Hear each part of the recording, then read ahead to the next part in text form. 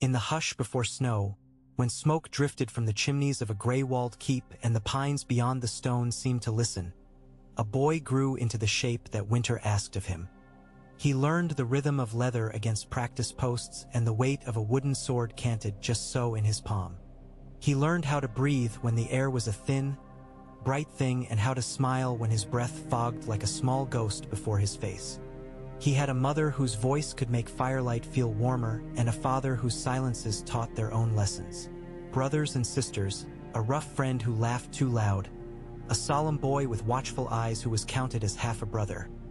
These were the threads of a life woven under banners that showed the gray head of a wolf running through snow.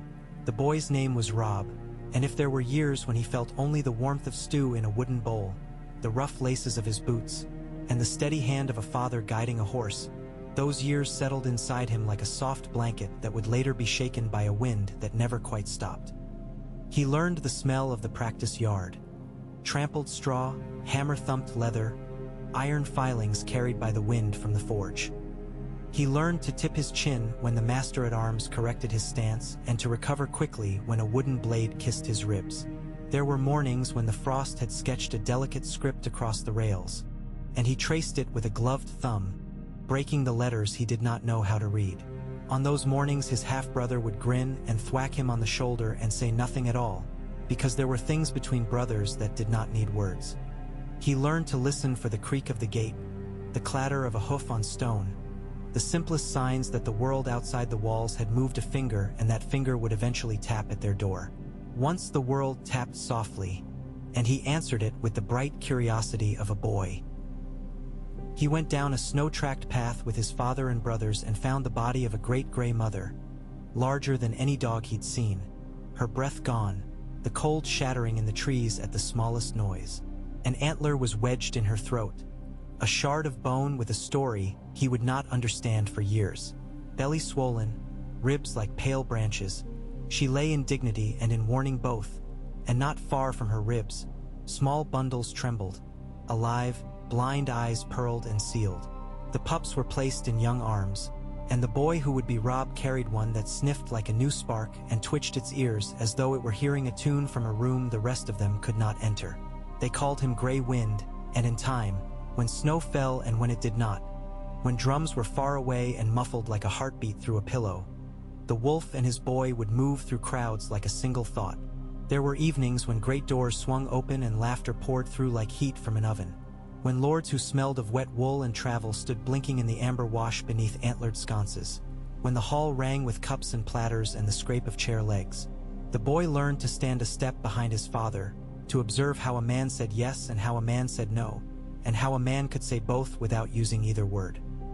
He learned that to rule a chilly place required more than a hard voice and more than a soft one too. It required how to watch the faces of the quiet as much as the faces of the loud. There was a day when a king with a weary laugh came thundering in with his court, a boisterous procession like a storm with music in it, gold and heraldry, jokes as heavy as links of chain. Robb watched his father, who became smaller the moment duty laid its hand on his shoulder. Not in stature, but in the way a man becomes a blade, slimmer, colder, more exact. The world shifted then, almost without sound. His father rode south with the king, where roads were flatter and voices quicker. His mother's gaze turned sharper and more watchful still. Robb moved to the high chair at the end of the hall and found that the carved arms felt different beneath his hands, less like wood and more like responsibility wearing wood's familiar clothes. He sat while the hall breathed and judged matters as small as a boundary hedge and as large as a tax owed, trying to learn the weight of fairness in every decision. At night he lay awake listening to the old castle sighs and to Gray Wind's occasional restless pacing around the room, claws whispering against stone, and he wondered if he could be both a son and the shape of a lord, if saving a quiet farmer's roof from levy could be a victory as real as any sung by a harp. The world did not ask his permission to grow louder. Word arrived like hoarfrost that would not melt. His father accused, insult thrown into the hall of a distant city where men loved gold more than snow. Chains and whispers followed him south, and the message that reached the north was a clean knife of news, the kind that cuts and leaves the skin almost unbroken so that you do not feel the blood until later. His mother's stillness grew deeper, a pool with no ripples. His half-brother's jaw set like stone. The ravens went out and the banners came in. Ribbons of wolf gray unfurled among the pines and marshes and on the sloping backs of hills where sheep scattered like torn cloud. Robb called, and men answered, scarred men with old loyalties and young boys with new ones, knights with gloved iron and farmers with their fathers' axes carefully rubbed with oil for the first time in years. The great lords with their wide hands and booming voices came, and they measured the boy with unapologetic eyes, testing the mood of the hall the way a man tests a step on a frozen pond. Robb rose to meet them. He spoke as his father had when he could, and differently when he felt he must. In the yard, great men laughed and told stories. In the long passageways, they argued more quietly in corners that smelled of beeswax and stone. In one quarrel, the roar of a giant of a man, his pride as broad as his shoulders, washed over the hall, and the boy who now wore the keep answered not with louder sound but with a wolf's pale gaze and a command that was very small and very clean. Gray wind moved like a shadow that had remembered it had teeth, and then there was quiet, except for the slow patter of blood, and the giant's booming voice dropped into a new shape: respect. Men drank to the boy that night, to the way he'd taken the air from the room without raising his hand, to the certainty that he knew where the edge of a thing was and how to stand just before it. Snow melted from the hills and water ran in channels cut by old memories. The army moved. The first miles felt like a festival with iron beneath it. Conversations rolling along with the carts, the rhythm of boots like low drums, tense breathing in and out with the wind. Then the days stretched into weeks, and rain replaced laughter, and laughter returned when rain had gone. Letters came with birds' wings and rode off with hooves, and Robb learned that a commander's real table was not the one in the tent but the one in his head, where he moved small figures around a map made of clouds and mud and hope. He crossed one river at night and another at dawn and learned that the color of a river changes what a man believes about it. He listened to his mother's counsel when she rode with him for a time, and when she was away he listened for her in the untold half of his own thoughts.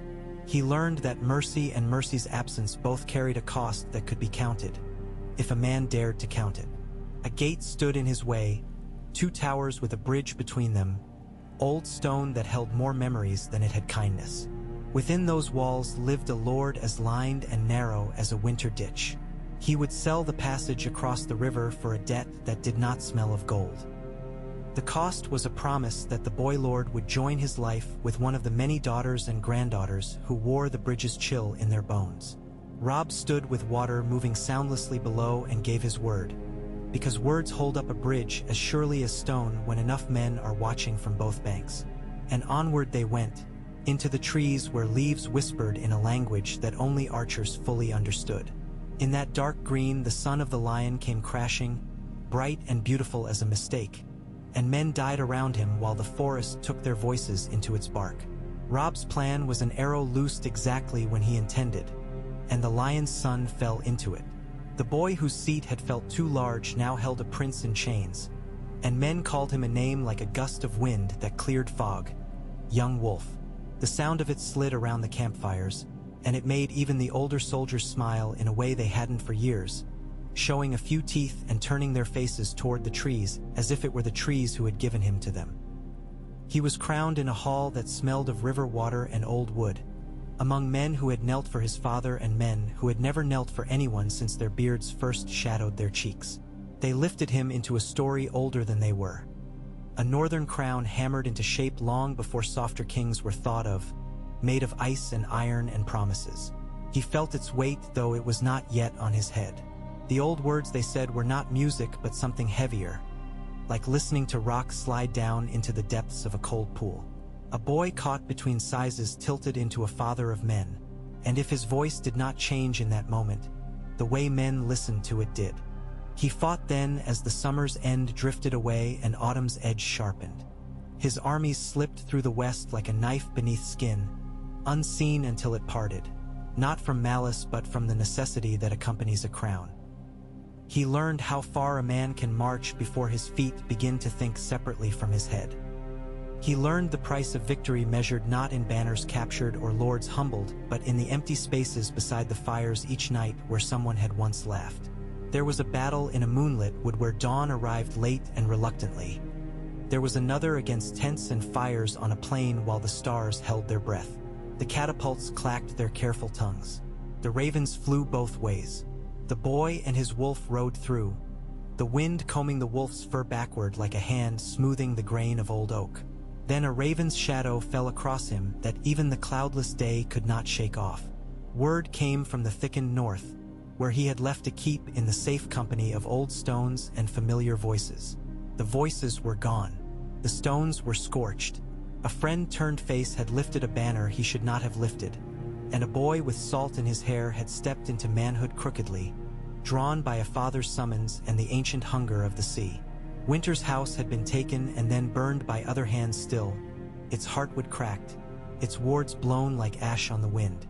Ravens told of 2 small bodies, blackened by lies and grief. The news pressed Robb down so suddenly that even a throne would have felt like a stool beneath him. He went out of his tent into the wind that could not know one man's sorrow and smelled wood smoke that wasn't from the past at all. And for the first time as a king, he felt like a son who had failed to guard a fire. He did what a king must and kept moving. He did what a son must and took the blame he could not carry. He issued new orders that rebuilt plans like houses after a gale. He sent his mother to speak where steel could not, because a mother's hands are sometimes keys for difficult locks and sometimes blades more efficient than iron. He learned that apologies are heavier than swords, and that sometimes, even when carried correctly, they still tilt a man off balance. He learned to write letters where each line felt like a debt he might never repay. He learned to be seen when he wanted to stay hidden, because men need to watch their king eat and breathe and be mortal if they are to row and march and kill at his command. In the west, there was a girl with eyes like dappled water who bound up cuts with sure fingers and spoke softly, as if she believed the world to be a room and not an endless field with wolves at its edges. Her family held a small castle crouched by the sea, where salt rhymed even the iron and seaweed braided the rocks. At first he saw only her competence, the tidiness with which she made blood a solvable problem in the nightly arithmetic of the camp. Then he saw the person moving inside that competence, like the flicker you glimpse behind a curtain when you pass in a corridor. She had a name that felt like the West. Westerling, a slight music in it, and she moved constantly, even when still, like a candle's flame in a room without drafts. He was a king who had promised his hand to a river he hadn't crossed yet. He looked at the Westerling girl and felt the pull of a shore he hadn't intended to make for. He married her more quickly than he breathed about it, with tenderness that surprised him. The vow he had given to the bridge lord cracked like ice under too much sun, and he listened to the new sound it made, a sound men hear just before they fall. His counselors received the news like a bowl dropped, an expression of dismay that traveled around the circle from face to face with the same speed as gravity. Some masked their thoughts in courtly phrases and careful loyalty. Others made of their silence a thick wall to lean against. A few spoke plainly. He had chosen a bride out of love when the road had required a bond made of cold arithmetic. He knew this, knew it as a man knows the exact shape of a wound under a dressing. He stood inside his own choice and let the wind pass through him. That is a king's task. To be a door that opens and closes even when the hinges complain. Inside his army, loyalty had its own temperature. A large lord whose very name seemed sharp took matters into his own hands and slaughtered young captives held for trade. He had loved his sons and they lay dead. Vengeance took his hands and guided them when reason would not. Robb looked at the bodies he could no longer barter for his cause, and then at the man whose grief had become a weapon against his king. The law in the north did not bend, not even for old oaths or stories that could make a man weep. Robb gave sentence and carried it out himself so that none could say the blade belonged to anyone else. He felt the shock ripple through the army, like a cold line running from one end of a river to the other. Men respected him more and loved him less for it, and he lay awake that night listening to the absence of the Lord he had ended, an absence that hummed like a low note under the canvas. Like water finding the cracks in any wall, politics seeped in. His uncle, good-hearted and reliable as a gate left open on a fair day, had blundered into success where Robb needed him to fail. A victory taken at the wrong ford was a loss wearing a cloak. The great enemy to the south moved past when he had meant to trap him, and so steel that might have been drawn remained sheathed. Robb sat with his maps and his memory and tried to make one coin of them. He discovered the small truth that gnaws at large ones. That good men who love you can ruin you with right intentions. He discovered another truth beside it. That a leader must absorb the noise without letting the noise change the road. A colder current ran beneath those well-known waters. One of his banners hung in a hand that never tightened on a cup unless it must. That hand belonged to a man with a quiet mouth and soft steps, who could stand in a window and be mistaken for the curtains. He gathered intelligence like wool and spun it into blankets for himself. He was exactly what every army needs in the night and exactly what every king fears in the morning. Robb saw him and did not see him as most men did. He read the reports and approved the orders. There were rumors that this lord, in letters where ink never lost its patience, supposed that the keenest blade is always a hidden one. Robb's attention was pressed in too many directions to sort the rumor from the warning. He listened to the man, and the man listened to him, and the sound of one listening convinced the other that there was no need to listen more carefully after that. When the time came to repair the bridge of old stone and older grudges, the North King did what penitent men do. He walked across his pride carrying a gift. An uncle must marry, he told himself, because a boy king had failed to keep his promise. The lords of the bridge sent out polite words like mats laid for guests and called the world to witness the mending of a broken thread. Robb's mother carried anxieties like fine needles hidden in her sleeves. She read omens in small slights and noticed the spaces where respect should have stood up inside. The keep by the river wore smiles that did not reach its eyes. But the river had to be crossed and the war's road demanded it. They went in under patterned banners and the tang of roasting meats and music, whose notes were polished to a shine that nearly blinded. In the great hall where the beams had seen a century of feasts and a century of hungers, cups rose. Jests, first nervous, then wild, tumbled from one table to another. It was a wedding as weddings had always been, only with the additional weight of the world's attention balanced precariously on the topmost crust of a pie. Robb stood with his young queen at his side and his mother's eyes moving from edge to edge of the room. When the ceremony was done, when the bride had blushed as if instructed by a tutor, when the groom had smiled with the earnestness of a man who has never had a dangerous thought, the music changed. No sound is more ordinary than that of an instrument taking a breath of rest between songs. But in that pause lived the smallest hesitation, and hesitation is where suspense makes its nest. The next tune rose with familiarity that was, in that place, a cruelty. Robb heard it and felt a coolness creep as if someone had opened a door to winter behind him. He looked to his mother. Her face had gone still in a way that erased time, leaving only the distilled essence of a warning. She touched for a knife she did not have. Men smiled from the dais. Men smiled from the doors. Men smiled and their smiles were emptied of warmth in the space between one heartbeat and the next. Bolts blotted the air like sudden, ugly rain. Steel leaped up from benches.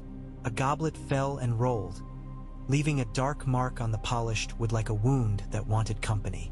The hall exploded into the sort of confusion that has an author. Someone had planned this, and elsewheres that had felt distant all during the campaign admitted their closeness. Robb moved without thinking, his hand going to the familiar place at his side. But a man cannot summon a sword from a conviction. He found only air and the memory of a hilt. Gray wind was not beside him. A king tried to become a son again in that instant, looking for his mother, who had the ferocity of a storm-driven shore in her gaze and the clarity of a prayer in her words. She thought only of buying the boy one more breath, as mothers do, spending any currency left to her. Plea, name, oath, the knife she had taken, the old rights of guest and host, which slipped through her fingers because oaths are only bridges until someone decides they are rivers and steps into them with no intention of swimming. Robb took a step forward, and the future took a step back from him. The pain that found him was not the loudest thing in the room. The loudest thing was the sudden absence of music, then its returning in a terrible, jaunty way, as if to insist that nothing had changed. He tried to shape an order out of the shaking air and found the word would not assemble. He turned only enough to see his mother's last offering to him. a look with all the might and all the helplessness gathered into one final act, which was to love him, fully and without reserve, with the last second she had. He tried to answer with his own look, a boy behind a king who could think of nothing to say except that he was sorry for not having learned how to stop death before it got to the door. The hall resolved into a geometry of red and iron. Those who had called themselves hosts became machines of a single purpose. A lord with eyes like water without a shore watched with the impatience of a man awaiting the end of a long day.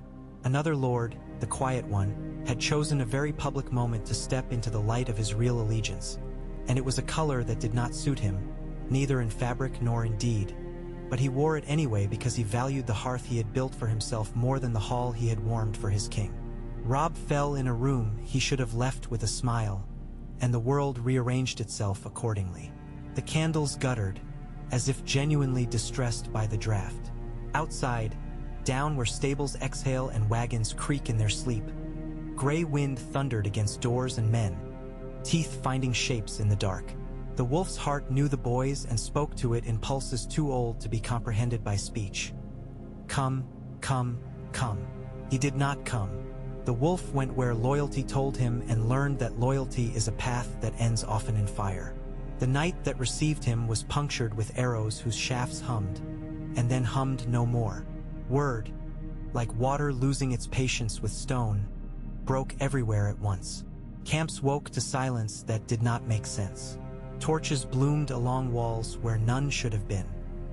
The pines above the river wore the shock of what had occurred like frost, which is to say, they wore it in a way that made the living things beneath them shiver without ever touching the branches themselves. Far away, in a keep where a mother had paced for weeks at a time, the news arrived. It came with a flatness that made the listener reread the same line, hoping the letters would rearrange into a more survivable sentence.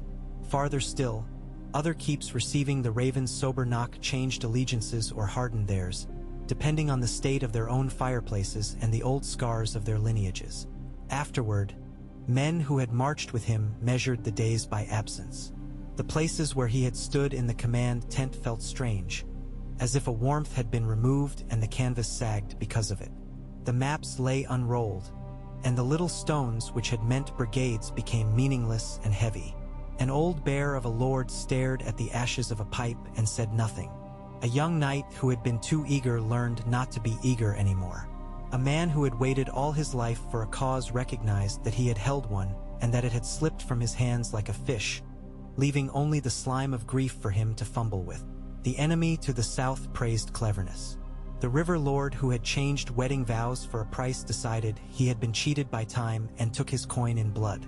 The quiet lord who had kept his own counsel warmed his hands by fires he controlled, believing that victory was the hearth and forgetting that people must sit round it, or else a hearth is only a hole in a wall with ghosts in it. In the north, snow knew what to do.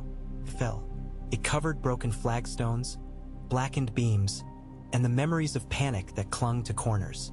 It put its soft white hand over tracks so that wolves and men had the same difficulty finding what they sought. It covered a child's toy made of twisted wire and a seabird's feather carried too far inland.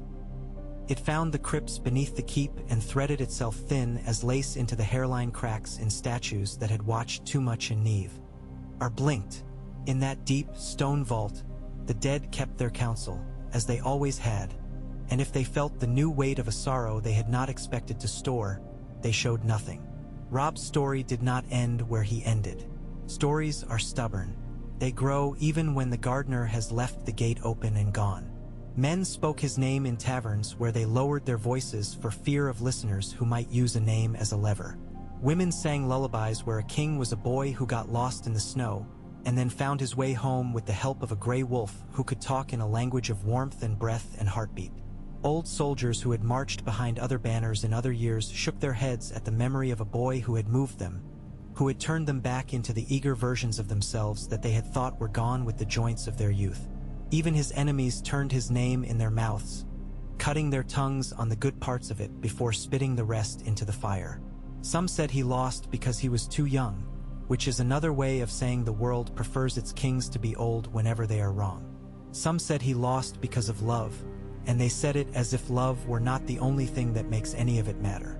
Some said he lost because he insisted on carrying the law through a war, as if the two were not adversaries from the start. The truth was not an arrow left in any particular tree. The truth sat quietly in the corner of a lonely tent where he had once studied maps by lamplight and felt the prickle of doubt in the hairs on his forearm. The truth passed through him, through each of his choices, like a hidden stream that only the roots drink. He wanted to do right differently each time, and sometimes he did, and sometimes his rightness could not be made to fit the room he had to put it in. His mother's grief became a song only bards dared to sing when they knew the door was bolted. His young queen vanished into the west with her small grief, which is not smaller because it is invisible. The friend with the loud laugh who had gone back to the sea wore the bruises of his own story. He had burned a house and found himself homeless, and in the end, like all men who choose one father and then choose another, he learned that the sea does not forget and the land does not forgive. The wolf's brothers and sisters walked their own bleak roads, their paws silent where snow softened bark and root. But the boy whose wolf had taught him to run with the wind remains in the world as the wind remains, even when a door is closed. In the north, at the edge of a marsh where reeds make a thin music and midges arrange their dances, a child throws a stick and imagines it a spear aimed at an enemy who is far away and also inside him. He shouts a name he barely knows how to pronounce. The stick lands on wet earth and sends up the smallest splash, which is how all histories begin. In a hall where tapestries have been mended so often that they are more seam than cloth, a woman stands before a fire in the gray hours and thinks of a young man whose smile made her feel briefly that the seasons could be held back by will. In a tower room, a raven picks at grain and remembers, in whatever way ravens do, the hundreds of messages it has carried, some of which it still feels like a pulse in its throat. If you walk the yards and passageways where he once walked, you will see none of him, and you will see it all. You will see a scuffing on the stone that might be someone else's misstep, but you will choose to say it is his and smile at the idea that kings stumble. You will touch the worn smoothness on the railing of a stair at the exact spot where a hand rests most naturally, and you will think it has been worn by many hands, but that perhaps a boy paused here too, to listen for what was beyond the next turn. You will look out through the murder holes that gaze down at attackers long gone and imagine a much different sort of looking down, the sort one does with love from a balcony, at a courtyard where brothers chase each other and a wolf pup sniffs at snowflakes and sneezes. You will imagine his mother's voice calling a name into an ordinary evening, not in fear or in anger, but in the lazy, affectionate way of families who believe the evening will go on forever. At the edge of a field, where the soil has the bruised color it gets just before the year turns, an old soldier shows a scar and says, "Here the young wolf taught me to keep moving even when the map said stop." He means that he was once braver and does not quite know where that bravery went. On a road, a peddler with more stories than tools in his pack tells a child that a king once took off his cloak to wrap around a messenger whose teeth were chattering, and that the messenger in that moment thought that kings might be a good idea after all. The child asks where the cloak is now, and the peddler says that kings' cloaks become the lining of other garments, and that is how people keep warm without noticing why. There is a place by a river where the water moves faster than in other places, where it gossips around stones and shows you pebbles from an angle that makes them seem like coins. It is not the bridge, but near enough to it that the river still remembers. Stand there and listen at the right time of evening, and you will hear the cold song that explains how oaths hold the world together and how a cut in one part of it makes all the other taut lines tremble. The explanation is not words. It is the sound of water trying to go faster than it can. You think of a boy crossing one bridge toward his future and another crossing a bridge made of words, which are more slippery. You wish for him then that words were stone and stone was kinder. In the basalt quiet of the north nights, where the sky sometimes writes pale fires across itself for those who stay awake, there are families who will sit on low stools and tell children wah. Tea came before. The room is smoky and sweet with peat. The spoon clinks gently on the rim of a pot. A storyteller begins with the cold and ends with the cold, because this is the easiest way for children to follow a narrative to the end without worrying that the beginning has been lost. The storyteller says there was a boy who became a king because his father needed him and because his people did too, and he bore that weight as best he could, and the bearers beside him, his mother, his wolf, his men, his own conscience, did not always step in time. They will say he made one promise too many to a bridge that did not deserve even one, and that he loved one woman as a man, not as a king, and so he paid as a king for what a man couldn't help but do. They will not make him perfect because perfection is an insult to the living. They will not make him a fool because fools don't teach us anything we can use. Then the storyteller will lean back and let the fire settle. In that creaking quiet, with snow pressing like soft wool against the shutters and the wolf song afar, unalarmed thread on the air, you can almost see him. A figure young enough to still be surprised by joy, old enough to speak softly so others could hear him. A rider with a gray companion moving like the weather through a stand of beeches. A son whose crown was a work in progress and whose heart was finished before he knew it. A king whose last act was to look for his mother in a dangerous room, which means that at the end he was still a boy after all. The fire licks and settles into embers, and in that even glowing hush he becomes gentler still, receding into the snow he was made of, into the northern dark that keeps what it is given and says nothing. And perhaps you sleep, warmed by the thought that sometimes even brief rains can be bright enough to be remembered, that the North is always bigger than anyone's story it tells, and that somewhere, in that silence larger than any hall's music, a gray wolf trots through new snow, making no sound at all, as if out of respect for the boy he once loved. Time did not rush to collect the broken pieces. It loafed in doorways, drifted along rafters, settled in ashes, set its pale hands on windowsills and simply looked out. It watched the trail of smoke from cookfires curl up through the cold like thoughts that had not found words. It watched the old men go about their old chores with the slightly smaller footsteps of the newly bereaved. It watched the weirwood leaves, those white palms held up against heaven, and the way the red veins in each leaf seemed to flicker with some slow pulse that belonged to the earth itself. Under that long gaze, grief changed shape. It was not always the knife in the ribs. Sometimes it was only a forgotten cup on a table where a second cup used to sit. Sometimes it was the glance a soldier gave to the spot where his king would have stood beside the map, and the way his eyes, finding emptiness, moved away quickly, refusing the lesson. In the lanes of northern towns where the snow was stamped into hard, shining paths, children grew like sturdy weeds, their laughter unfurling out of the armor the adults wore in daylight. They learned the name of the young wolf as one learns the first names of rivers and the last names of constellations. As a matter of course, with that easy confidence children have that the world is both cruel and comprehensible. They learned that promises weigh more than metal. They learned that kindness, when it arrives wearing a crown, is as dangerous as cruelty when the room is full of knives. They learned that wolves hunt in packs, and that the lone wolf dies. They did not understand the last line right away. They pretended at the game of oaths with seriousness that made their mothers smile and made their fathers step out into the yard for a while, to stare at the sky that had no interest in any of it, and to wonder, perhaps, what it had cost to teach such wisdom. There were inns by crossroads where the hearth cracked and popped and sent up little fireflies of ember that drifted back to the logs as if they had changed their minds. In such places, the tales split as tales do when the road forks. In one version told by a man with scarred knuckles, the young queen had been there in the treacherous hall, her hand on the king's sleeve, her eyes two bright coins in a purse of dusk, and her ending came as quickly as the king's. In another version, told by a woman with the dry, affectionate laughter of a person twice rescued from debt, the queen had kept to the west, swaddled in salt wind.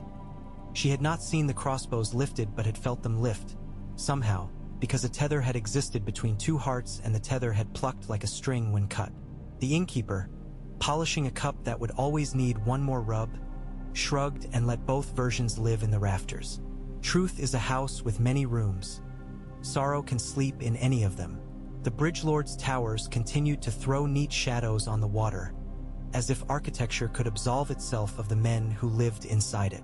Down in the kitchens, where garlic and grease made their accord with the day, knives learned to carve bread again, and the spit turned slow as a planet.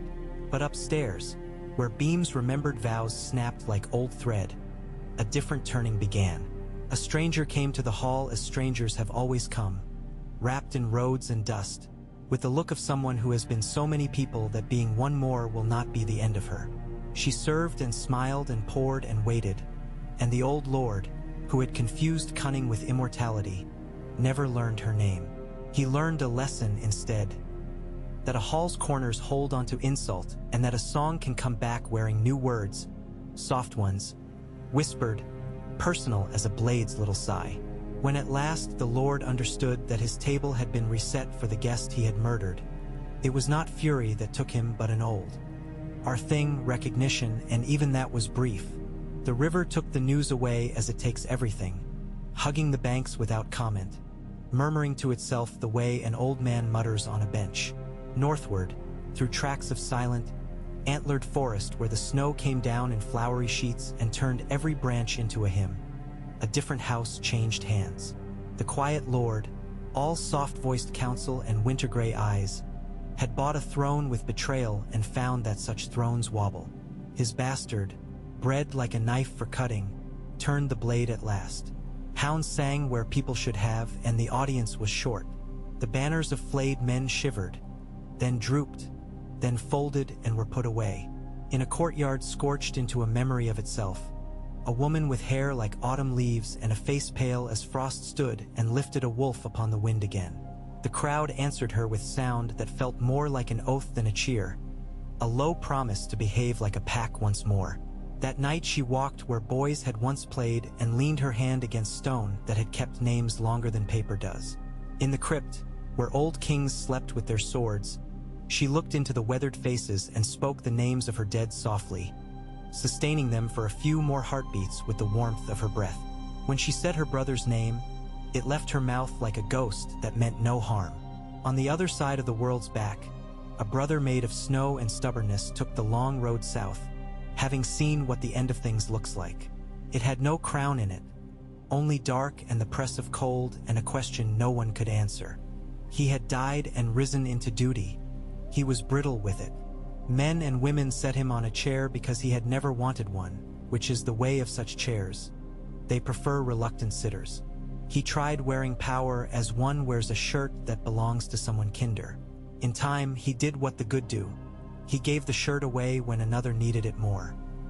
But before he could give it, his people, with the simplicity one must admire in them, insisted on crowning a queen who spoke with the same north in her, the river clarity, the winter hardness, the summer's brief smile. The banners were raised to her, and the sound of it carried through the pines in a way that made old scars itch, but in a good way, like the first day of thaw when the roof drips and men remember that roofs can be more than shields. They can be promises. She sat under wolf-gray silk that held the light the way a lake holds sky, and if sometimes her eyes glistened when the hall emptied, no one was rude enough to mention it, because tears are only a kind of speech. In the riverlands, reeds sighed their ancient syllables, and rumor walked them like a tall bird. It said that a lady once broken by a terrible rheum had been found by the river's unlucky courtesy, and now moved through the tangles as a price collector moves through a market, quiet, inexorable, exacting the debt with coins of fear. Maybe this was true. Maybe the river had only held the rumor in its long hands because rumors are like fish and prefer to be in water. No child was encouraged to follow the whispers. No one with a daughter allowed her to dawdle near thickets. When men laughed about the story, their laughter had that hollow sound jokes have when old vows are mentioned, and afterward they held the door open for their women a heartbeat longer than usual, and called their sons back from the yard before the light had fully drained. The quick friend who had once smiled like the sea later stood in a snowy yard with a girl who had learned to be many girls, and in that final accounting he remembered the wolves. His story, too, was the North's. A leaving, a burning, a return. The long, purifying terror of knowing what you are and choosing it anyway. He did what he could, as any man must in the end, and in death found that the words spoken over him were not contempt but forgiveness, which is the most northern blessing there is, because it is scarce and necessary. His name sat on mothers' tongues beside a nod. He was not forgotten. The keep he helped to mend will not say his name aloud, but it holds the sound of it in the way the wind takes shape between two towers and makes a note no instrument can produce. From time to time the land itself seemed to remember. In winter, hoofprints filled with ice that caught the sun like coins in a bowl, and for a moment travelers glimpsed two shadows instead of one. The memory of a king and the memory of a wolf going where kings and wolves go when they are made of remembrance and not of meat.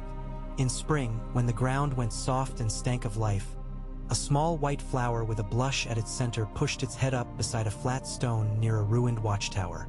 A shepherd brushed it with a boot and then stepped back, and for the rest of his days, the flower lived in the soft place behind his eyes.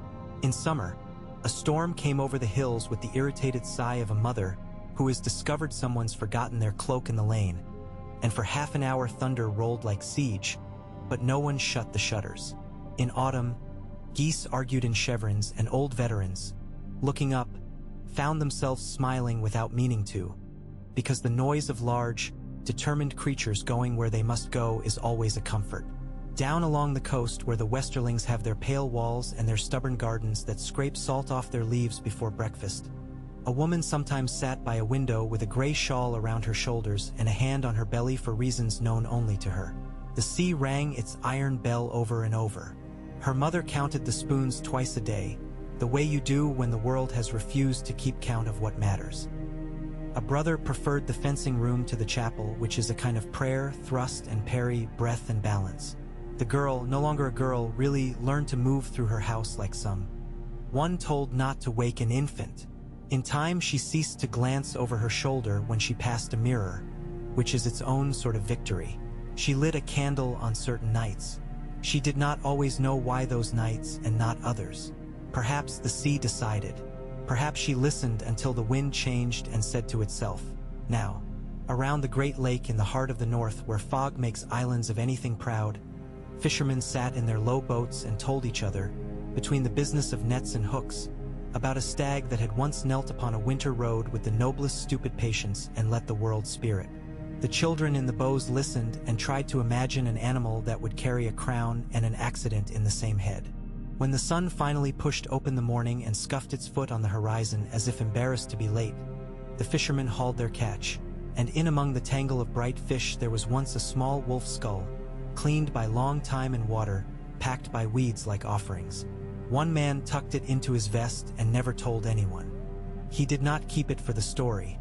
He kept it because its weight against his heart made his breathing steadier. At the bridge where the river divides to be married again, a mason set his hammer down and rubbed his thumb across a chip in the parapet shaped uncannily like a tear. He laughed at himself and fetched more lime. The towers would need tending for as long as ambition lifts its gaze. Mortar is the only remedy men have found for treachery, and even then it only works if you keep applying it. Travelers still paid because the world is held up by fees and favors. They glanced up at the arrow slits with wariness that tasted like old cold tea, and each of them, even the least superstitious, felt on their necks the breath of a story passing by. Bards who played there took their coins and played other tunes, for the one tune that used to be a boast had spoiled and now made meat sit wrong in the belly. Still, late at night, when wine had told 2 extra jokes, someone would hum it. Silence would fall like a blanket hung too close to the fire. The young queen of the north made her rounds through the cold rooms and the colder courtyards, and anywhere she lingered the stone seemed to stand straighter.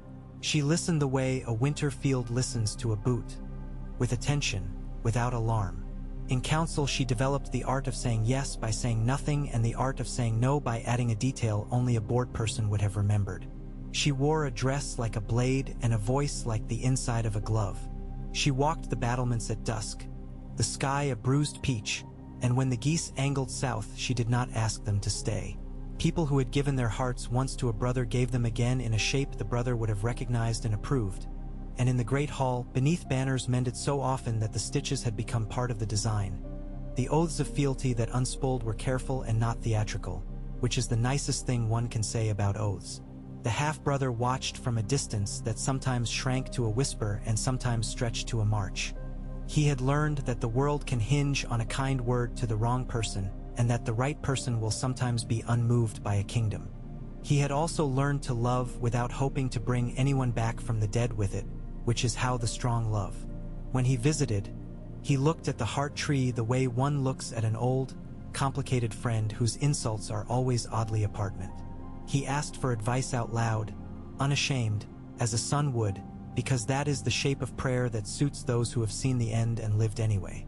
The wind answered the way it always does, moving the leaves, making a sound like a breath taken in before saying something important and then, abruptly, deciding not to say it. Years measured themselves by small accuracies. In the kitchens, a cook finally salted the stew exactly as her mother had salted it, and she put down the spoon and wept, and the boy on the stool beside the hearth, who had never learned what the crying of adults was for, fetched her a rag and told her there was nothing in the stew that could make a person cry unless they had bitten their own tongue. In the armory, a boy tried on a male shirt he had outgrown and laughed at himself, then set it aside for someone smaller, which is the laughter of a generous man rehearsed early. On the road south, geckos warmed themselves shrewdly on stones with names older than the grammar used to name them, and above them a column of soldiers passed, their shields alternating like scales, their faces plain with the energy of doing a thing that must be done and that will make other things possible later. This is what peace is in such places. Not the absence of movement, but movement that has somewhere to go that isn't a killing field. The songs changed. The first song had been narrow and bright, a river cutting a channel wrong on purpose because it liked the sound of rock breaking. The later song was slower. It had room in it for mistakes that were not punished and for virtues that did not, in the end, save a life. It let a mother come into the center of the story and stand there, her hands empty and competent, the way hands look when they have done everything they can and must now fall still. It allowed the wolf to be a creature of appetite and fidelity both, which is more honest than making him a saint. It gave the bridge lord his exact due, no more, no less, and then forgot his name on purpose. It remembered the quiet lord as a warning attached to a lantern. It remembered the uncle whose aim was true and wrong at once and still loved him for it.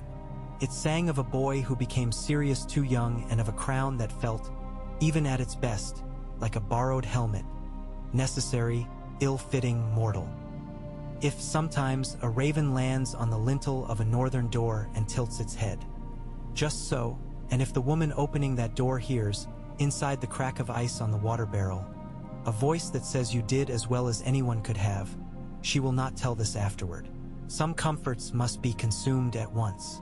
If, at odd hours, a sentry on the wall looks out and sees a gray smear moving along the line where sky and land sign their truce, he will shift his weight and blink and mention, later, that the wind was running a little, that's all. If, in the high pastures, a shepherd dreams that a boy with wind-burned cheeks and a thoughtful mouth asks him the way to a ford he has no reason to cross anymore, the shepherd will answer in the dream and wake crying without knowing why. In the morning he will chew hard bread and watch the sheep with more love than the day before, because grief's last magic is to make ordinary things holy. South in rich country where grapes swell like gossip and men drown their own loneliness in fountains, the name of the young wolf is a spice sometimes thrown into a conversation to see who coughs. It is safe there. They speak of him as a clever boy who played at being a hawk and learned in a single windless afternoon that hawks fall like anything else when the air is taken away. They are right, the way people are right when they prefer a single clean sentence to the long, untidy paragraph of reality. Northward, where the languages are older and the words have frost on them even in the mouth, they speak of him differently. They say he was a good king briefly, which is as much as a kingdom can ask of any man. They say he kept the law as if it were a family member, sitting it at the table even when it bit its spoon. They say he loved like a fool and ruled like a son who had paid attention.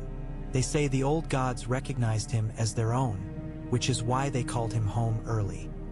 They say all these things and then, because the fire is warm and the hour is late, they say nothing for a while and simply look into the orange and the black where what becomes memory. Through all of it, the North did what the North does, kept on. It took the bodies of the faithless and the faithful with the same grave appetite. It sent storms into the lowlands like letters to cousins. It knitted up old wounds poorly and then taught people how to live with the new stiffness in their gait. It was not unkind. It was busy. In its busyness there was room for the story of a boy and his wolf to keep happening. Not as an event but as a manner of speech, a way of standing, a turn of the head when someone mentions bridges. The North keeps its legends the way good houses keep blankets. Folded on the chest at the foot of the bed, ready to be pulled up to the chin when the night decides to show what it learned during the day. And when winter finally swung away again, reluctant as an old judge leaving the bench, there were mornings when mist stood in the hollows like ghosts who had made peace with the living.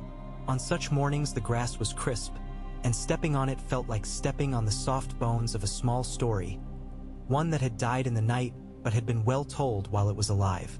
Young parents carried children out to see the world turn back to soft colors, and if the parents caught themselves looking toward the heart tree as if to thank it for sending the season on its way, no one mocked them. Under the ramparts, carpenters argued with nails and won. In the mews, hawks stamped their narrow feet and pretended not to miss the hands that once fed them. In the wood, a fox sat and watched a gray-white squirrel fuss about a cache of nuts. And the fox, for reasons known only to foxes and the old gods, let the squirrel go. In time, when the first true spring festival was declared without fear of jinxing it, and the square filled with musicians who had freighted their lutes with faithful strings and sharpened their smiles on the whetstone of winter, a new song joined the old. It was gentler still. It refused to end with blood. It ended with the image of a crown set down carefully on a table and a hand smoothing the ring the crown had left, as if to keep the wood from bruising. It ended with a mother's voice reading names aloud in a room no one else could enter. It ended with a wolf stepping out of a stand of birches into light thin as milk, pausing, and then trotting on. It ended, if you listened closely, with the sound of a boy's laughter carrying over snow hard enough to bounce it back. Laughter that did not know yet how brief it would be and did not care, because laughter never does.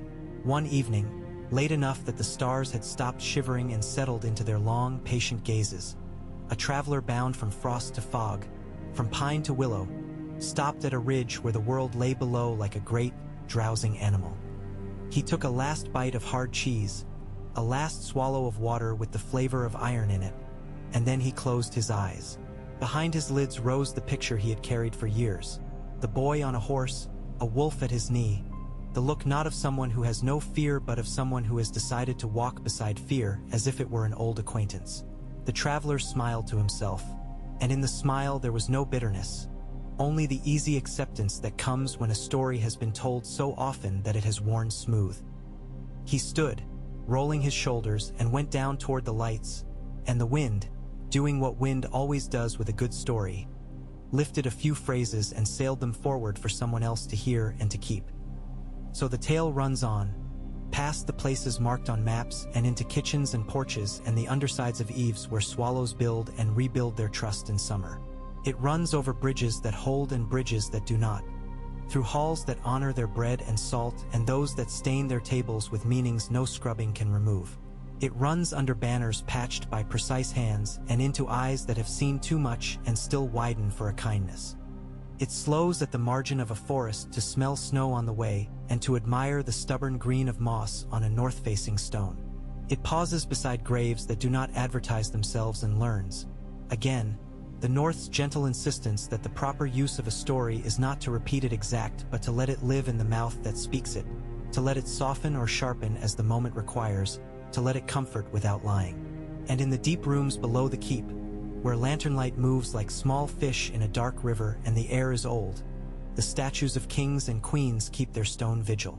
Motes of dust drift in and come to a slow halt as if surprised at their own stillness. The chill in that place is not cruel. It is the sort of chill a library has, full of knowledge that refuses to become heat. The boy who became a king and became a boy again lies where the line lies, between memory and myth, between what is sung and what is said while washing up after supper. There is no need to disturb him. He knows his part in the grand arrangement. When the door opens and a living person comes down to whisper a confidence to the old bones, he listens with exactly the patience of things that cannot answer and do not need to. The listener goes away lighter. The silence closes again like snow covering a track until only forest remains. Above, in the clean air where the banners lift and settle and lift, the last light leaves the winterland slow as a good storyteller reaching the end. Out along the edge of everything, a gray shape moves, silent out of habit and out of respect. It pauses at a rise and looks back once, not to ask but to remember, then steps down into the calmer dark. The night, grateful for such company, makes room. The stars, studded like nails in a long beam, hold fast, and the world, which is always tired and always willing to try again tomorrow, draws up its blankets and sleeps.